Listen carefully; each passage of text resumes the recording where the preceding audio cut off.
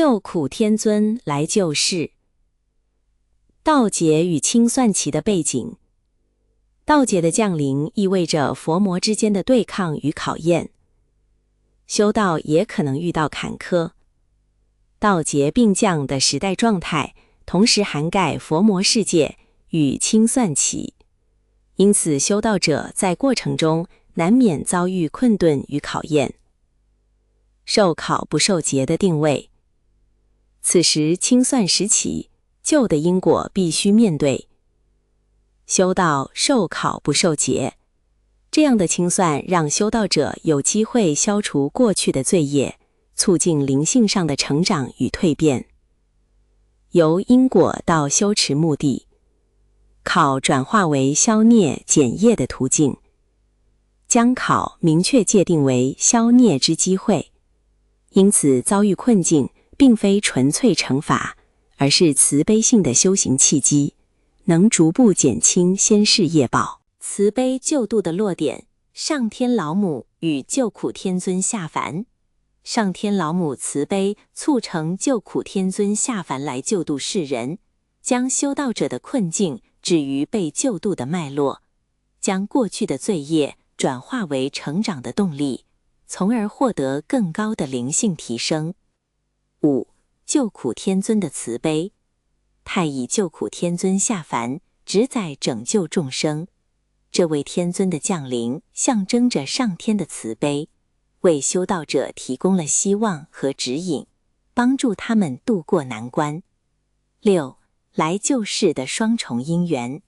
商汤大帝意应弥勒下生而拯救世间。救苦天尊来救世，不只是单独降临，而是因应弥勒下生的因缘，与弥勒共同拯救世间苦难，形成救度合力的叙事。钦点文部接地神。1. 文部诸神搭救世人。救苦天尊亲自点派文部诸神率领下凡搭救世人。文部的天官在救苦天尊的指引下，展现出治理与庇护的职责，协助推动救助行动，让世人脱离困境。2. 接地神的角色。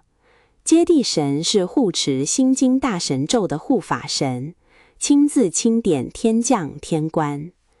接地神作为护法神，负责执行心经中的咒语，协助修道者消除内心的苦恼，让他们在困境中找到平静与智慧。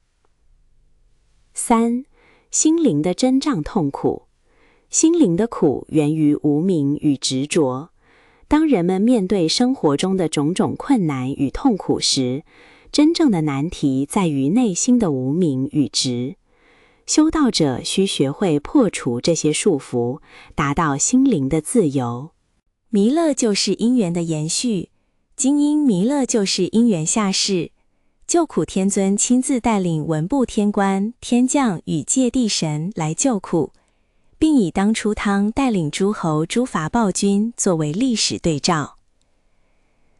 苦难来源的转向，真正痛苦在于心苦、心灵痛苦。现代痛苦不再只是外在因素，贫富、美丑、健康与否皆有苦，而是因心灵被假象迷惑，缺乏智慧所致。求道开智慧的路径，戒地神受动员以教度辛苦，破除辛苦，开启智慧。救苦天尊发动戒地神来救度我们的辛苦，将护法神的功能连结到开启智慧的修持目标。